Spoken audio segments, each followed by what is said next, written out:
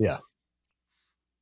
Uh, okay. Back to Taiwan. God, I could go so many different directions with this, but it's like they want me to talk about Taiwan. We'll talk about Taiwan. Fine. Okay. How does China view Taiwan? Where's the relationship there?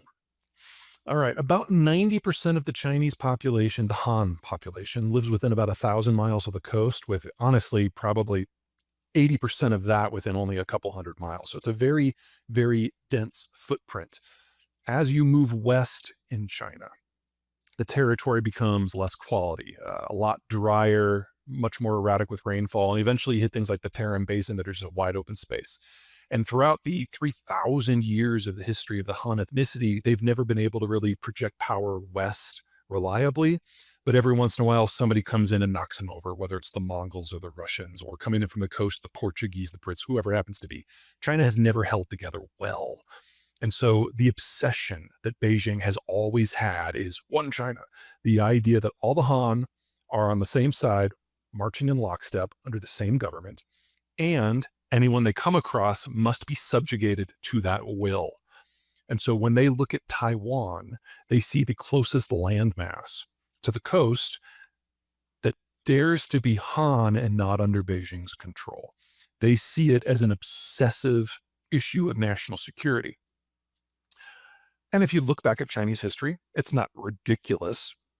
The Han have only actually ruled China in a unified form for about 150 of the last 3,000 years. Half of that is in the period that we're in right now.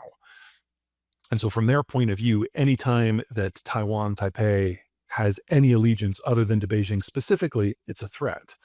But so is Hong Kong, and so is Shanghai, and so are the Uyghurs, and so are the Tibetans. So are everyone. This is just how China sees, the Han Chinese see the world, and Taiwan is just in the unfortunate position right now of being the biggest chunk of that territory that doesn't have a Chinese flag on it. So I have, for the majority of my life, heard about tensions between China and Taiwan. And honestly, and a lot of this, I think, is just conflagration of, you know, if it bleeds, it leads on traditional media. This year is going to be the year. This is the year that it's going to be a forceful. They're going to go and take Taiwan. What do you think? I mean, I was going to ask you, do you see a world where that's possible? I think that's obviously possible. Do you see a world where that's actually likely, where they take military action?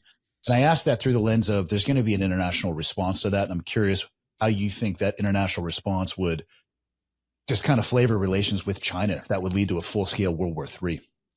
If it's going to happen, it will happen under Trump, because most international leaders view Trump as the weakest president we've ever had.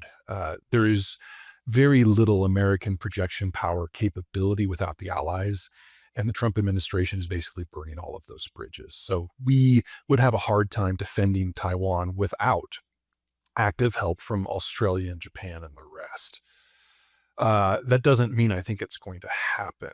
One of the things that was understood very, very deeply in China, at least no more than 6 years ago, was that if there was a conflict in Taiwan, and even if the US didn't get directly involved, and even if Taiwan folded like a wet paper bag, and even if China was able to conquer the place completely intact, it doesn't solve any of their problems. You have countries that would do unofficial embargoes 2,000 miles from the coast, and China is the country that needs freedom of the seas the most of any country in human history. They'd face an economic collapse in under 6 months as they can't send product out, couldn't bring energy and food in.